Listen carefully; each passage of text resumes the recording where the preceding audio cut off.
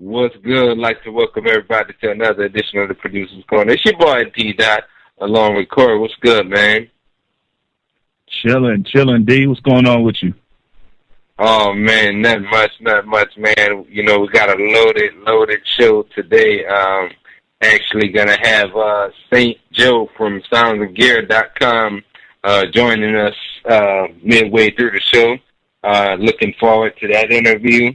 Other than that, man, I'm really going to talk something about mobile recording because a lot of I was supposed to talk on it a couple of weeks ago on one of the last shows, but I never got around to it, and I know a lot of people are starting to really use iPads and things of that nature for music recording or even beat making on the go.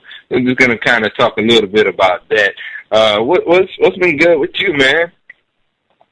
Oh, man, I've been kicking it, man. As always, whipping the magic up in the kitchen, making it do what it do, trying to stay healthy. I've been working out quite a bit lately. My birthday just passed, so this past weekend I was a little turnt, treating myself a little bit, you know what I mean? Didn't get too crazy, but definitely had a good time. So this past weekend was pretty fun. But other than that, man, just hanging out, kicking it. You know what I mean? Yeah, man. A little prohibition this weekend, perhaps. I wish, man. That place is not even open anymore, unfortunately. But man, shout out to them, man. Shout out to Jack and Dustin, man. They was holding it down while they was out here. They out in Florida now doing their thing. Oh. Shout out to them fools, man. That's what's up, man. What you got on deck as far as the topic for the evening? Well, tonight I wanted to get into something a little bit more personal, seeing as I'm actually doing this as I'm talking about it, but I wanted to get into some engineer lessons that I was working on with a client and kind of the experience and just how everything we've been saying over these last couple of years really do hold true. And I got some great stories and great examples of why it's important to know your stuff. Okay, man. Yeah, we definitely looking forward to getting into that. We're going to go to our first commercial break of the night. We'll be back with the Producer's Corner.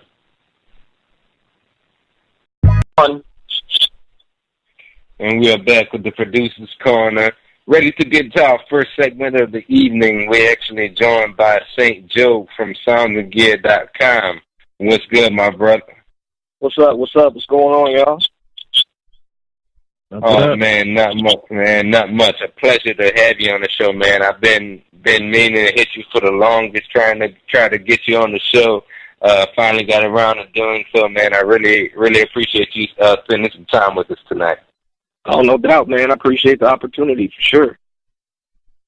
Oh, no problem at all, man. So we're about to get into the interview, man. So, yeah, I've been kind of following you. I actually came across you, I would probably say maybe about 3, maybe 4 years ago when I first bought Machine, and I was on MachineTutorials.com. And then from there, just kind of went on to the SoundsandGear.com and following that side of it as well. How long have you kind of been doing both of those, man? I started Sounds and Gear first, actually. I started that in 2009. And then probably about 2011, I started Machine Tutorials. So, I was using Machine when it came out in 2009 and doing videos on Sounds and Gear and stuff like that. So then it just kind of, turned that into its own thing, kind of like a spinoff, just a little kind of like a division of Sounds and Gear. But Sounds and Gear is the main hub, kind of where I do everything, and then every once in a while I break off and do a dedicated site, depending on if it's something that I'm really into. So that's kind of, So about 2009 for Sounds and Gear, then 2011 for Machine Tutorials, and still rocking both of them. So word, and I really enjoy the work that you're doing on both. As far as like the concepts behind them, let's start with the Sounds and Gear. I really like your reviews on different gear and even different VSTs, no matter what it is, sound kits, expansions. Tell us a little bit about, what made you start the site. I felt like there, a lot of the demos and stuff out there by like the companies weren't really speaking to us in terms of producers and beat makers. Like, they would cover a lot of the functions and, tell you what stuff did, but they didn't really look at the type of stuff that we want to know. Like, what does it sound like? How am I going to use it in my own production? Or, back in the day, I used to read a lot of the magazines, and they would have the reviews of different stuff in the magazines, but of course you couldn't hear anything. So it was mainly out of selfish reasons, man. Like, I felt like there wasn't any demos out there that were catering to the type of stuff that I wanted to know. Like, if I'm going to look for a plug-in or a piece of gear, I want to know certain things about it. And it just so happened that there were people out there that wanted to know the same stuff. They wanted to know what the stuff sound like, how much stuff was in there, how it was organized, how they would be able to use it, different stuff like that. And, people dig it. So that was pretty much it. I just didn't see anything out there like it at the time that really spoke to the beat maker and the producer. Definitely, man. I totally agree with that, man. And I think it's a really good resource for producers, beat makers of really any capacity, whether they're a beginner or whether they're advanced. Some great information and game you be given on the site.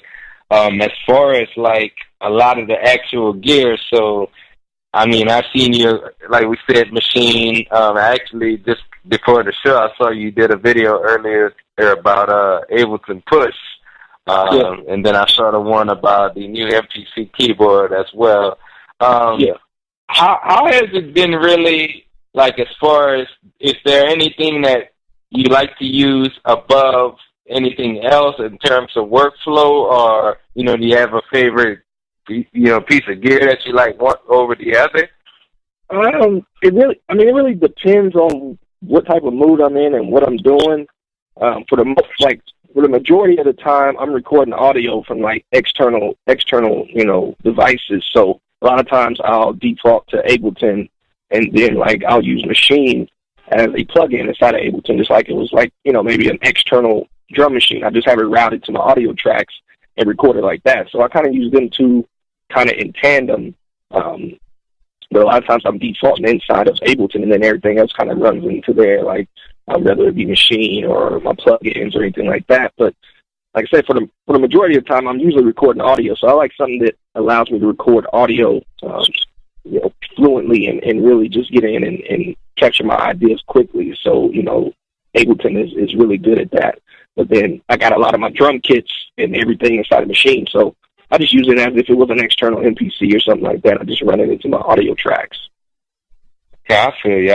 I kind of do the same with that and Logic as well. I mean, either or standalone. It's just pretty much my go-to at the moment. Now, I'm going to let Corey get in some questions with you, man. Cool. Yo, what's going on, my man? What's up, man? Man, I'm checking out these websites, and this is my first time stumbling across it. I think soundsandgear.com, I think I've come across that before. I just can't remember where because it looks so familiar.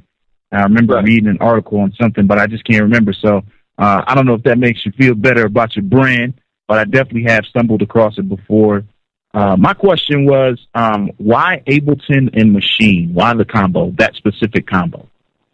For me, because, I started back on MPCs and Phantoms and all the hardware stuff. So when I started Sounds and Gear, it was kind of like my transition into checking out the software stuff, and Ableton was kind of the first thing that kind of made sense because it was more of the pattern-based thing that I was used to, as opposed to like Pro Tools and Cubase and all these other things.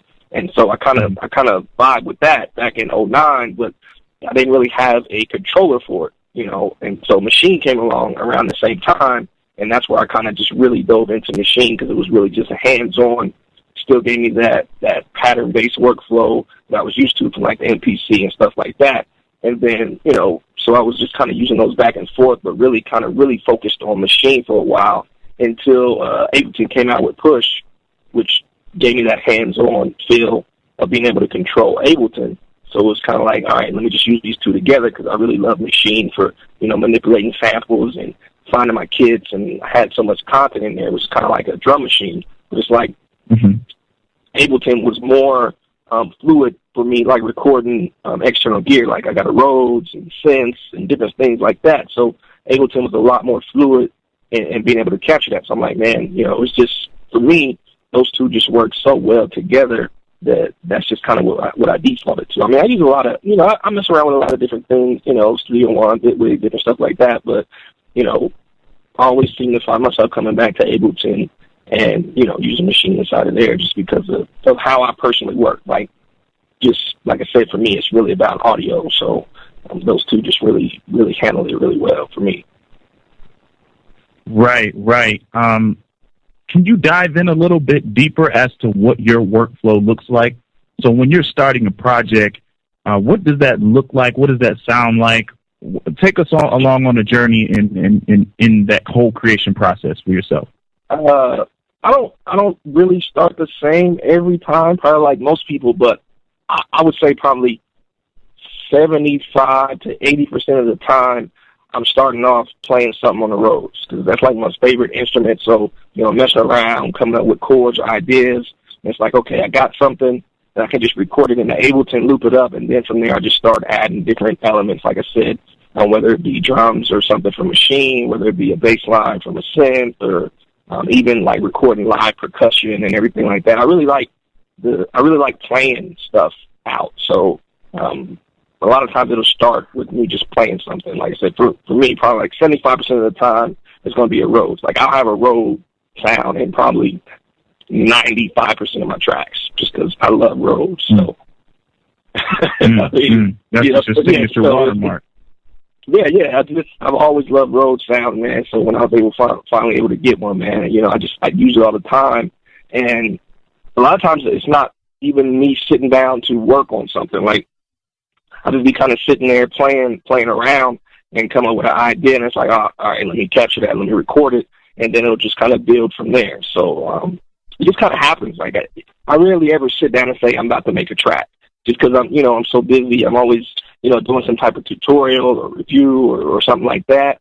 So a lot of times, you know, me making my tracks is just kind of like my leisure time, my downtime, and just kind of messing around, playing around, you know, with sound, and then it'll kind of spark from there. But, you know, other times it could be sparked from a review, like, you know, maybe I'm messing with a drum kit or messing with a plug-in or something like that, or a sample, and then I'll just start building. But for me, probably, I would say at least 75% of the time it starts for me playing with the Rhodes or something like that.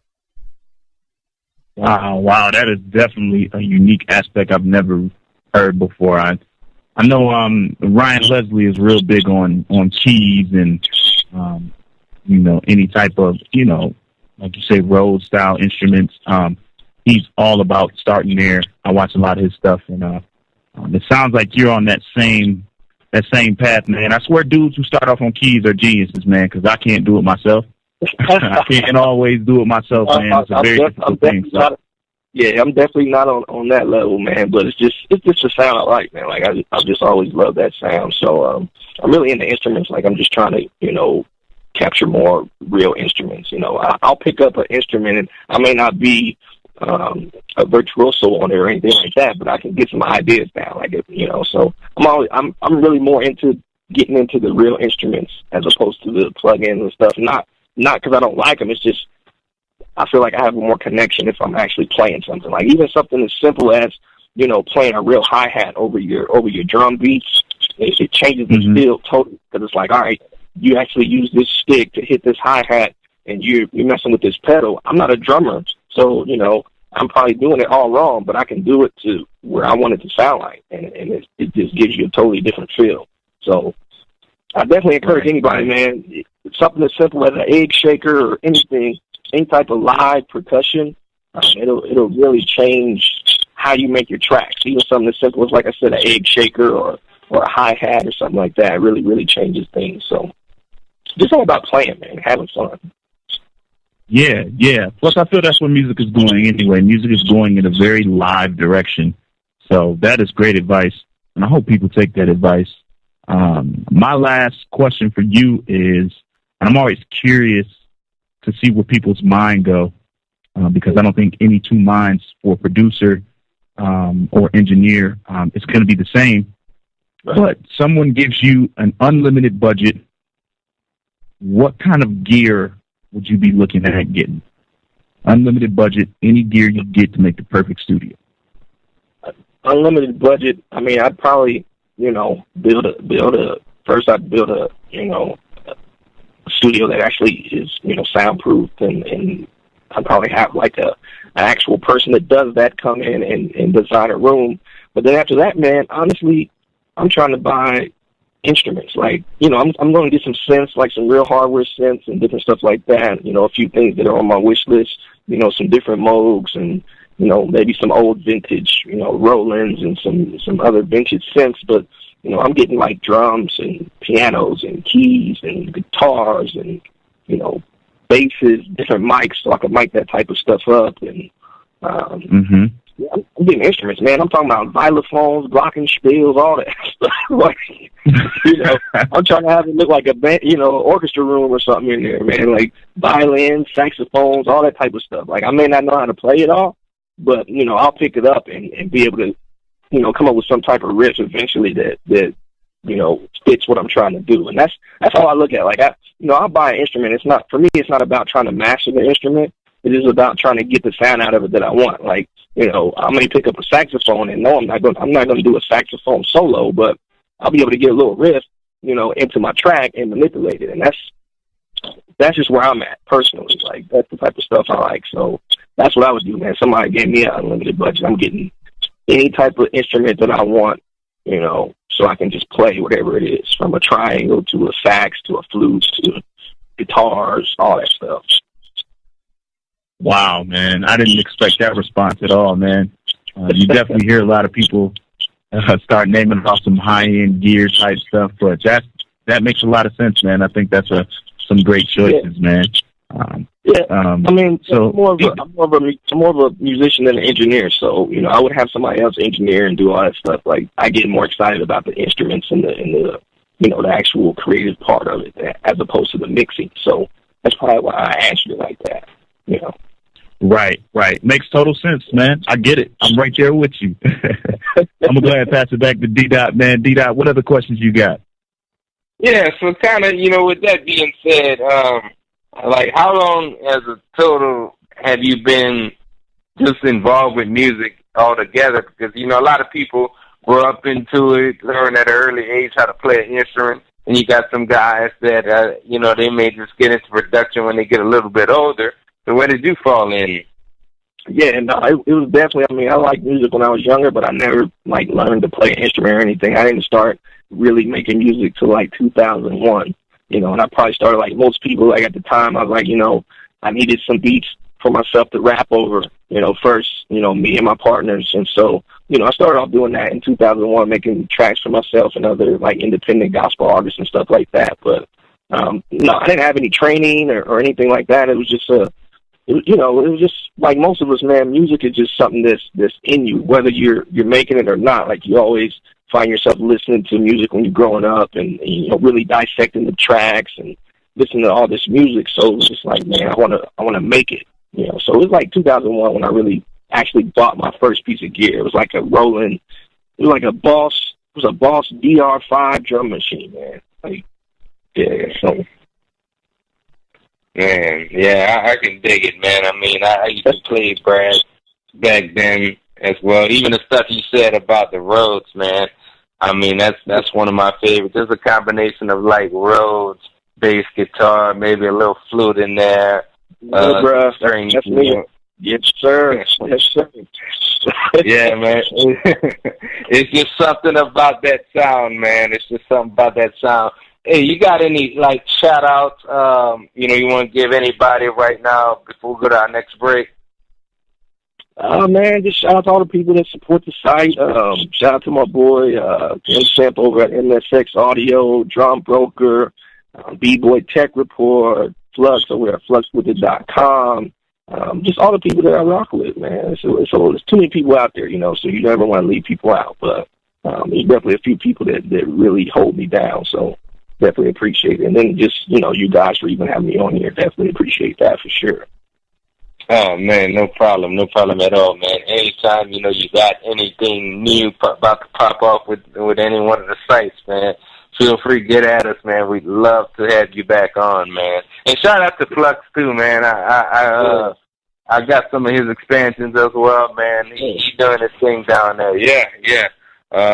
Hey, it was a pleasure having you on, man. Like I said, you're welcome next time, anytime, man. Just feel free to give me a holler, man. Cool. All right, I appreciate it, man.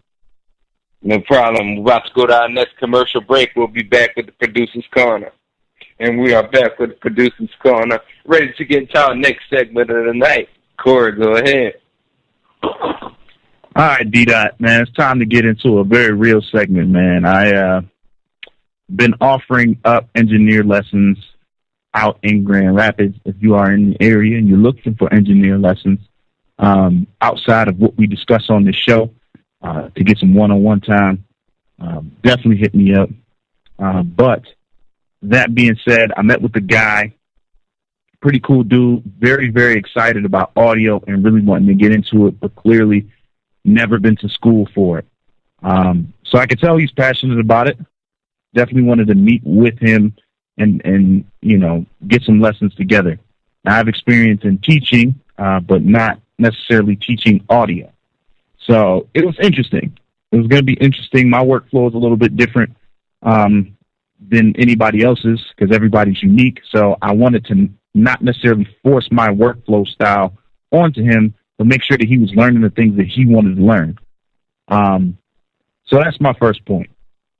What he wanted to know versus what he knew already and his current knowledge level did not match. So he wanted to know how to record and make things sound good, but he didn't understand how sound worked. So, or how to route audio in his actual DAW.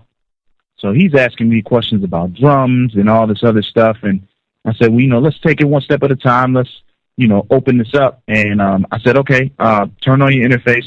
Let's get some sound. And he's like, I don't know how to get sound out of the interface. And this is one of the things I don't know if we stress enough on the show. You have to, it's about knowing the little things as much as it is the big things. Knowing how to record drums really well is fine. I'm sure there's people out there who have watched plenty of YouTube videos, and if you put them in front of a drum kit, they probably could, even as a beginner, get a really good sound, but have no idea how to route audio through the gear that they own. And that's a really big problem. So he wasn't able to understand how inputs and outputs were working. So he didn't understand signal flow, and signal flow is very important. Not only that, D-Dot, you're gonna find this comical, but I went to his crib, and he had his speakers set up. This is not a joke.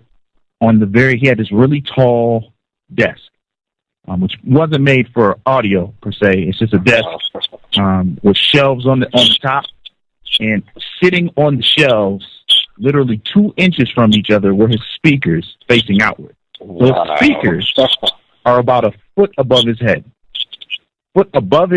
Aiming straight back at the wall. Okay, now mind you, this basement room is all concrete. So he has a little padding, but he's placed them in really weird spots. I don't know why he's placed them there.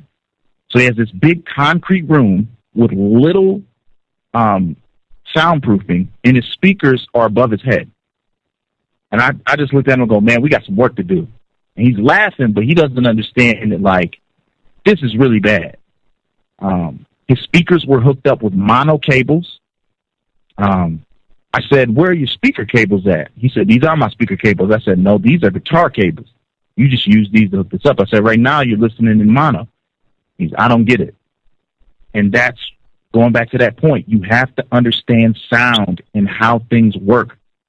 Audio engineering is a science. That's why it's engineering. It is a literal science of sound and understanding how it works.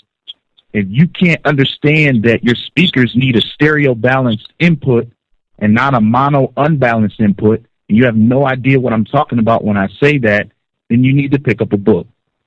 So I got really just overwhelmed with everything that was going on. He has a Focusrite unit. Those of you that have Focusrite know that it comes with an internal routing system. He had no idea how to use it. He had never read it. He just bought the unit. He bought a good unit by mistake. So the only thing that was good was his speakers were great. He had 8-inch KRK, the Row kits, the black and yellow ones. D-Dot, you may know what I'm talking about. Nice speakers. So there's a really nice pair of speakers, not placed right. He has foam available to him, but it's not placed in the right spots, and it's only of one thickness. He should consider getting various thickness of foam, or that, if you know the Auralex foams, they have the triangular shape to them where they go thin to thick, and that kind of helps pick up more sound. The thicker it is, the heavier frequencies you can pick up, heavier meaning lower. So he had really thin material, so he wasn't actually stopping a lot of things, and he had a lot of flutter echoes going on. The one good thing he did have was his room was not a square. The ceiling was actually slanted downward, and the walls on the left and right were not parallel to one another, which is the most perfect condition you can have when listening to audio, is an uneven room, to get rid of standing waves and things like that. So overall, man, this dude had a lot of work, and I ended up assigning him like 8 pages, or not 8 pages, 8 chapters worth of material to read. You know, I sent him over some material. I said, read all of this, hit me back in 2 weeks. And he just really, really needed that, I think. What do you think, B-Dot? What do you think? What would you have done? What do you think about the situation? How you feel about it? You know, it's not too far-fetched, man. I mean, you do have a lot of guys that get into this trade, or, you know, this craft, and they basically start from ground zero. With that kind of being said, they have no knowledge of, you know, general things like you were talking about as far as positioning of speakers, or even how to acoustically treat a room, or even that they are using a bad room in general to record. You know, all those things come into factor. It's kind of really why we always stress, and granted that the guy has you to go to in his community, I would always encourage a lot of guys that, you know, if you can, find someone who you can learn from exactly the same way. Because you may go on for a long time really investing your money in, you know, keyboard after keyboard, speaker after speaker, monitors, headphones, whatever that may be, gear that you don't really know how to use. You know, you talked a little bit about which was it from, not Akai, Focusrite, the interface. Yeah. Not even knowing how to route audio, not even necessarily even know what an input and output or anything about signal flow. Now, granted, I didn't necessarily learn it when it came to like engineering. I did more so. I used to actually do like a lot of home theater sales and technical work that way. So that's kind of where I got a chance to learn about that kind of stuff at. But, you know, definitely going to pay to really, like I was saying, spend some time with someone in your own respective communities to learn these things. Because to the guys who are not going into engineering school, I mean, you're going to waste a lot of money over the years, then it may not be something you stick with down the road, because you may get frustrated from not being able to do things properly. And, I mean, go out, pick up some books, watch some videos, make sure you're always really learning and building about your craft. That's all I got. Yeah, man, most definitely, man. That's really all I had. I wasn't necessarily disappointed in him. I think he did good for his first day. It's not something that's easy, but I thought it was interesting and just proof to what we're saying. You know, we give you guys bits and pieces, and sometimes we give out advanced advice, and I just don't want that to be the gist of what you guys are picking up. So definitely do your research. Pick up a book. Pays off. That's it, man. That's the moral of my story. All right, we're about to go to our next commercial break. We'll be back with the Producer's Corner. And we are back with the Producer's Corner, ready to wrap up for the evening. Want to quickly shout out once again St. Joe from SoundsOfGear.com. Definitely appreciated them stopping by and spending some time with us tonight. Stop by the site, check them out. Some really, really good reviews and tutorials on a lot of, producer gear, VSTs, you name it, it's in there. For anyone looking for production, visit the website, MajorMusicENT.com. Just uploaded like 25 new tracks to the site. We're actually also offering some synthesized mind production on the website as well, not just the solo work that I do, but from the production team as well. So expanded catalog. We also do custom beats. Hit us up at MajorMusicENT.com. MajorMusicENT@gmail.com. If you want to inquire about exclusives or any custom tracks, as well as mixing and mastering. Shout out to Synthesized Minds, Be Right, Trackstar, King James, Big Tank. Definitely appreciate them guys. We got a lot of stuff coming to y'all very soon as well. You can follow me on Twitter and Instagram at d.majormusic, and look for me on Facebook under d.majormusic as well. Corey, go ahead. Yo, I want to give a quick shout out to the homie Ryan Bronson. Just finished up his album, man. Really excited for it. I think it drops early next month. When it does, I'll be letting you guys know. But definitely shout out to him, man. This dude, this is his first project, and he really took the time to get the money for the project, which I respect. So shout out to him, man. He really put his best foot forward. So I'll be shooting out more details about it once he gets the release date. He's got a pre-order date, too, which I think is in late October. Also want to give a shout-out to the big homie Kato. As always, man, we got a project we're about to start working on. It's about to be dope. I'm super excited about it. Might even have him up here to tell you guys about it. I'm really excited about it. It's a joint project with him and another artist, and it's going to be dope. So definitely be on the lookout for those two projects. Other than that, if you need mixing, mastering, audio editing, audio restoration, CoolNerdProductions.com. That's cool with a K. You can also follow me on Twitter and Instagram, KOOL_NERD. Hit me up. Contact me with all your audio needs. And special guest special shout out to the guest, St. Joe, man. Definitely going to be checking out his website, soundsandgear.com.